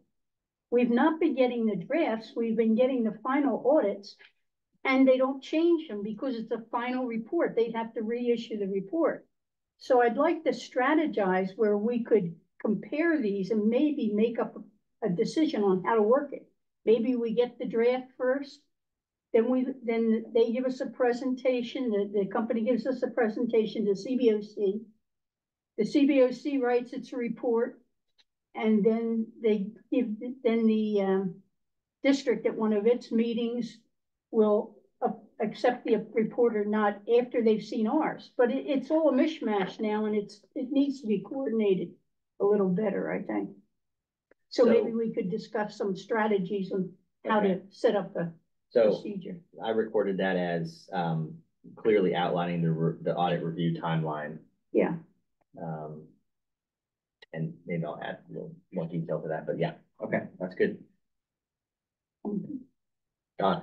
Since you mentioned the audits, and that's a critical part of that meeting, there's quite a bit of information in there. I'd say between the 2 documents, you're talking well over 100 pages. It'd be very nice to be able to get those in our hands with more than 72 hours notice. and get it out to the public, because sending out something to the public over the weekend is an invitation to getting no response from them at all. We used to be able to talk, especially the performance auditors. We used to be able to talk to them. We'd actually have interviews with CBOC members, because one of the things that they are auditing is the bond program, of which we are the oversight body of it. But because of the downscoping of the contract, they're not even allowed to talk to us. So the things that we could tell them that they need to be looking for, they're not able to even hear from us, not allowed to by contract. I guess we have a little problem with that. So being able to get information in the audits themselves in time to review, so that we can bring it up. We know that nobody's going to listen to us when we bring it up at the joint meeting, and they're not going to change anything at the joint meeting. But at least we can go on record with asking our questions about things. You can't ask questions about things you haven't had a chance to review yet. Okay. And I just want to say that at the last meeting, at the last audit, they held back at getting the district's presentation of it from the company so that they could wait for our report. And they did ask questions from our report. So I think it is valuable for us to have this input. Yeah. Okay, any other items?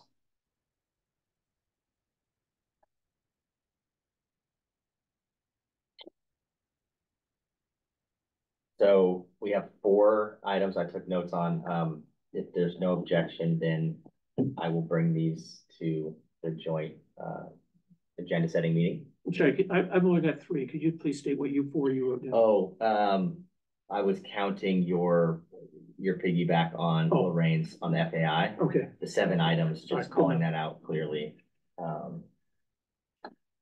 Would you list what you have there? So got the FAI update, background, contracts, if any money has been spent or paid out on that. The implementation task force update on the establishment of the committee, and if they've held any first meetings, what have you. Then connected to the FAI, the 7 items, a status report on the 7 items that were put under attorney-client privilege. And if there's any information we can get on those items, and then just the receiving of the audits and clearly outline the review timeline, and get more than 72 hours notice to review. Sorry, I'm glad you used the word receive, because too many times they say approve, and we have no authority to approve any part of it. All we do is receive it. That's all the board it does is receive it. Okay. All right. So thank you for that input. So this, there's no objection. It'll, I'll take these. And you also had the one from trustee Reckler. Yes, I took notes on that. Yes. Well, that's okay. But I mean, I wanted to make sure you took that to the meeting too. We're not proposing it, but it was part of the meeting. Yeah, I mean, I think that'll be discussed at the meeting. Yeah, that was like a public comment. You could consider that. Okay. We need to answer that motion. Pass or fail. Yes, so yes, this motion, because there was no objection, this motion passes, and I will take these items to the joint agenda setting meeting.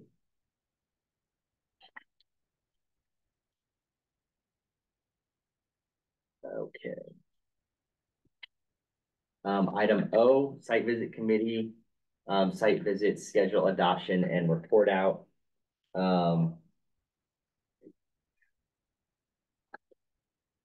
So there's been some changes though. I feel like I need to have some, yeah. So you need to update what's on the agenda?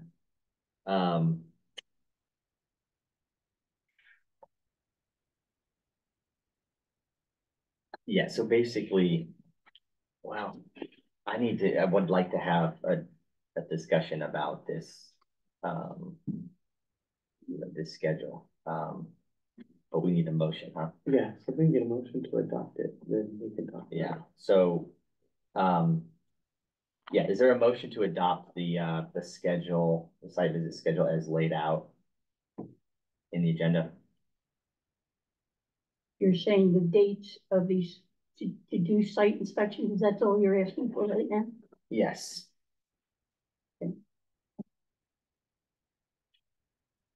I'll make a motion to accept the dates. Okay, is there a second? Be able to discuss and amend necessary? No second? Okay, so we will not adopt the site visit schedule. Moving to item P, member selection committee report out. I would like to just share that I have been reaching out to our principals at all of our high schools and the middle and elementary schools where we have bond projects going on.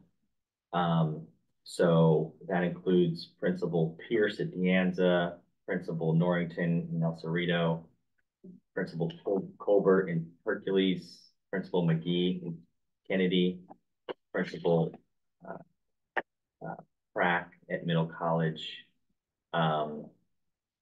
Left a message at Panola Valley, Principal De Leon at Richmond, Principal Shaw in Hercules at Middle, and Principal Williams at Lake Elementary. So either I left a message with a person in the front office or left a message for the principal on the principal's voicemail. That was all Friday. So I hope to have some update. I guess I expect to have a conversation with each of these individuals to be able to help promote bond CBOC committee recruitment. So that's a baby step. Is there, let's see. Yeah.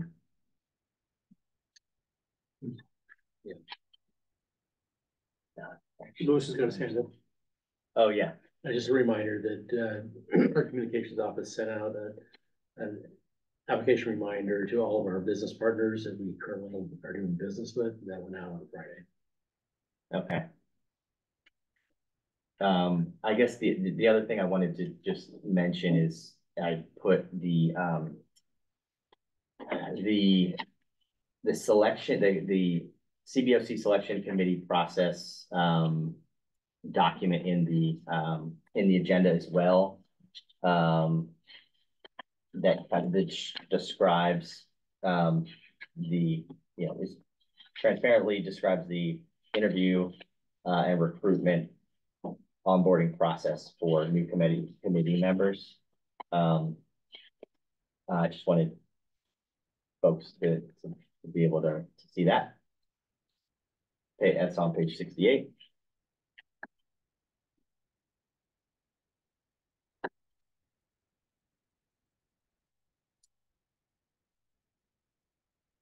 Did you have an ask here?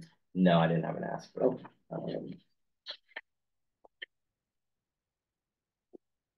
okay, so item Q. It's just a report, no discussion or feedback. Oh yeah, if you would like to provide feedback, yeah. Okay, when you reached out to all these schools, did you also reach out to the 25 city council members and the 2 county supervisors to invite the $250,000 other registered voters or 500,000 of people that live in the district to apply that may not be a part of the PTSAs or such? Did you contact the Richmond Neighborhood Community Coordinating Council, which is meeting right now, by the way? Did you check with the Chambers of Commerce or the Council of Industries or any of the other major business organizations to spread the word? No, I didn't. I'm not trying to embarrass you in any way. You're not embarrassing. No, good. No, you're not. It's. I'm chairing two of the subcommittees, and I'm chairing this committee. Mhm. And I welcome your engagement, especially your connections and network throughout the community. And I prefer that you would respond to the emails that I send out asking for that help and asking for the insight. So I've shared the documents with the entire committee on the strategy to get the word out, the strategy to, recruit and get the seventh member at a minimum as soon as possible. I haven't gotten a lot of feedback on that. So it's, the offer's on the table to help. This is what I was able to accomplish since the last meeting on this topic, and I don't hear any other accomplishments on outreach or recruitment efforts, other than what staff shared. So, I would appreciate if we could focus on, being collaborative and positive about it. I mean, there are lots of avenues to do this, and we just need the capacity and time to do it. So, I invite that. Any other comments?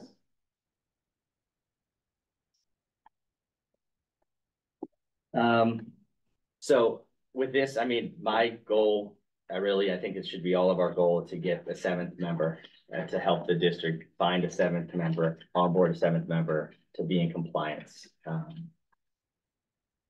Okay, item Q, bylaws committee. Sorry, one other thing, sorry. Yeah. I'm looking here, page, looks like just 72, where you've got the 9 questions being asked in the interview. Yes. But one thing it doesn't point out is that the additional questions that can be asked by the selection committee. And I know and during my interview, I was put in what I felt was an awkward position. When I was asked about my feelings on the equity lens. That's a lose-lose situation. You tell the truth, or you say what you think that the committee wants to hear on whether you want to, even though we have zero say on where the bond monies are spent. It's asking, essentially, I got the feeling it was being asked if I would support making sure that the more money went towards underprivileged persons of color, students of color, as opposed to everybody in the district. Yeah. It's not accurate what we're seeing here on page 72 with the 9 questions, because there were more questions being asked on there. And again, it put me in an awkward position. I didn't feel comfortable being asked the question. Because I didn't know whether to tell the truth, or I didn't know whether to actually say what I felt that they wanted to hear. Okay. Thank you. Okay, the item Q, bylaw committee report out. This is simply, I put the bylaws in, this is Rev 15. I know there was another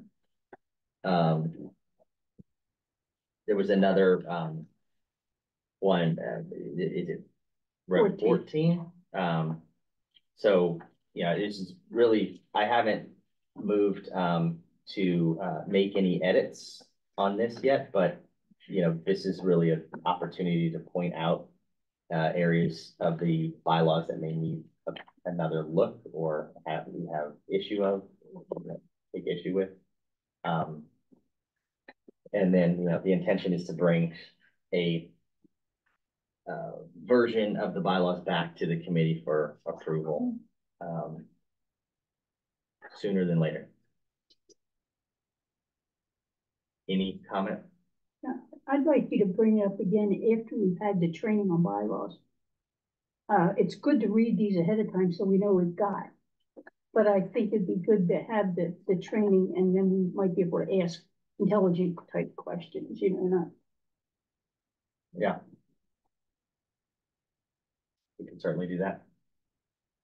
Don? we had a set of bylaws that were initially, the first set of bylaws that we had, it started around 2009. I remember them because I drafted all of them. And somehow during the time period where I was left off of the CBOC, all of a sudden they just disappeared. And then we ended up with a version that came across more as a board policy rather than bylaws, dealing with our internal workings. Had a lot of things that had to do with outside of our purview as a CBOC. And it concerns me. Who would do that? Because there's no mention of it in any of the minutes of the meetings of CBOC. They didn't vote to make these changes. They just changed. What was on our website one day was not what was on there the next day, kind of thing. And it concerns me. I have no idea who was responsible for that or why they did that, but it took away a lot of our authority and our ability to conduct our business. But as somebody who's been involved with bylaws for a very long time, decades and decades and decades and decades, so I firmly believe that we need to start from scratch on this and get rid of the junk and come up with a set of bylaws that are going to address our specific needs to it, especially to give us the autonomy and the independence and ability to actually do our work. And we're being excluded from that. Would you like to join the bylaws committee? We'll talk about that. At least would you be willing to give us a copy of your bylaws so that, I mean, the more copies we have, the more things we look at. You mean the ones from 2009? No, the ones that you said you made 20. Yeah, yeah. I mean, I'm having trouble finding. Yeah, we've got 2000, yours, you say 2009. In that neighborhood. We've got 2014, which are the 2014. Yeah. We've got 2017, they made amendments to the revision 14 that they called revision 15. So, you know, we can even look at the note there. I sent out to you the minutes of the meeting that they did the amendments for that 2017. So that you can look at all these things and then, you know, if we're going to pick what we want, do it that way. Yeah. I'm willing to talk to people. Yeah. So that we need to ask ourselves, what do we need to be able to conduct our affairs? And figure out, once we identify what we need, how do we address specific bylaws that allow us to do that? Well, that sounds like a great topic for the committee, bylaws committee. So I invite you to join and we can have that discussion. Any other comments, bylaws? Okay, item R, website committee. Lorraine, do you have anything or? No, I won't until after the annual report is done. Okay. Yeah, I just don't have time. Yep, okay. Moving to item S, any next steps that you'd like to share? Well, I sort of covered that when we talked about the joint meeting. Mm-hmm. And I think we should wait and get the review and the update on that. That was in the non-compliance proposition 39 report. I don't have anything. So it will hopefully tackle that at the next joint meeting next month. New and old business, call for agenda items, requests for info from the staff, any attendance updates. John, I know if we stick with May, the second Monday in May, won't be able to make that one, so I'll make a note. Oh, I maybe make it for part of it. Okay. It depends on the timing of the other one. Okay. Thank you. Any agenda items, Lorraine? Yeah, I'd like the district to look into the report, the financial report that we used to get once a year with the KPI from, you know, you said several were put together. Get that on the schedule. I'd like us to have that. And at that time, Lewis had said maybe the KNN, the bond group would come and talk to us to explain that report to us.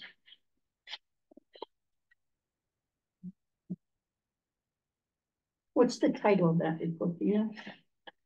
So the KPI report, I think, is different. There's information in the KPI report that comes from KNN, but there's information in the key performance indicators report that comes from other sources as well. Yeah. So I'm wondering if the KNN presentation is tied to the planning for future sales in alignment with the program planning for the projects that have been approved by the board.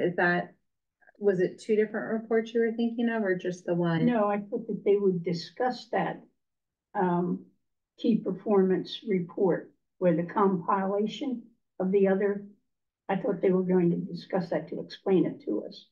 So, one of the things about the KPI report, it gathers information from many, many places and many, many people to put it together. So KNN is the district's one financial advisor. They are one of those sources of information. And so I think I'm trying to connect the dots so we can be most responsive. I know part of the cover of the KPI report identifies all of the different bond measures and their current status, right? Kind of back to our earlier conversation. Have we sold all of the bonds? Do we have future issuances? Measure J would be included in that conversation. So is that the presentation you're looking for? Well, maybe I'm talking about both, maybe two different presentations. Do you have a date of the last one or something? I have it. Yeah. I know what the report is, but I think maybe what you're asking for is two different things. So having KNN come in and essentially provide a current overview and status of the bond program across all of the different bond measures. And then second to that, a compilation of the KPI report, which has that information plus a lot of other information, so that could be brought forward to the committee as well. Good. Is that correct?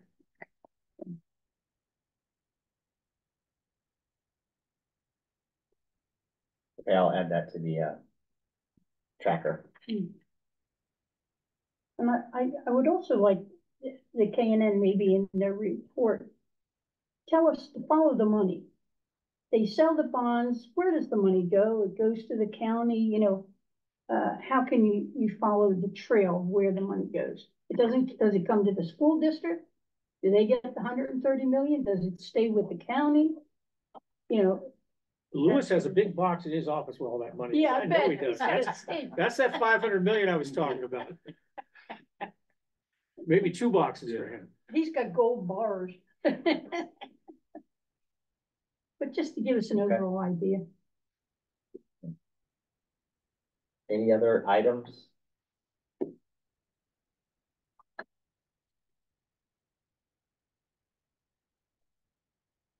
Okay, so the final item here is next scheduled meeting is the April 8th joint Board of Education CBOC meeting. Time is TBD. Yeah, before we adjourn, on the reference documents, we don't have the attendance log. Yes, who has the that. document that is a Word file or editable? According to our bylaws, the secretary keeps that. And I've given Ariel that, but I don't think she realized that I suggested she see you to make sure that you like what's on it type thing and set up one. So she has the editable document. Well, you can always go to any agenda and pick it up. No, because most of the agendas are PDFs. Okay. Yeah, well, I can send it to you. That's no problem. I sent it to her. I put it in as a Word document when it would go to Melissa, so I can give you it as a Word document. Okay. Sorry, so you were saying the attendance log, right? Yeah.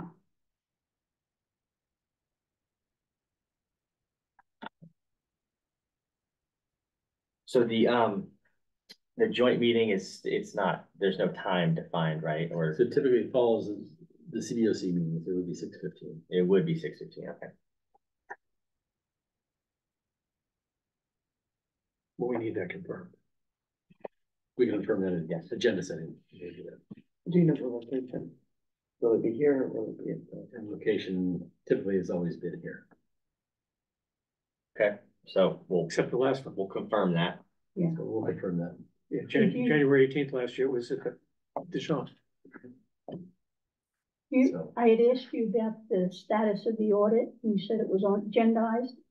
What is the status of our audits for this year? We're in March now. Oh, yeah, I mean, that wasn't really touched on. Do we, I mean, I know we're not. Yeah, On so this we're agenda. trying to get the audits, and as soon as we have them, then we'll release them. So as soon as we have the draft report, as soon as we receive it, then we'll send a copy of it to the CBOC chair. So that he can share with the committee. I was hoping to have them already. There's a couple of last minute I's that need to be dotted. And I don't want to overpromise. But I do anticipate that we are going to be able to provide you with the draft report in advance of the statutory final report date, being March 31st. And so we're working really closely with the business office to make sure that we provide those final items. Okay. And so as soon as we have a draft, we receive the draft report from the auditors, and then Lewis will send that email to the CBOC chair for him to then share with the committee. And then as a committee, you guys can, talk about if there's a desire for a special meeting or something, and kind of what that will look like. You're right, it's looked different over different years. And so as soon as we have a draft, you will. Okay, thank you. This meeting is adjourned at 8:34 p.m. Thank you.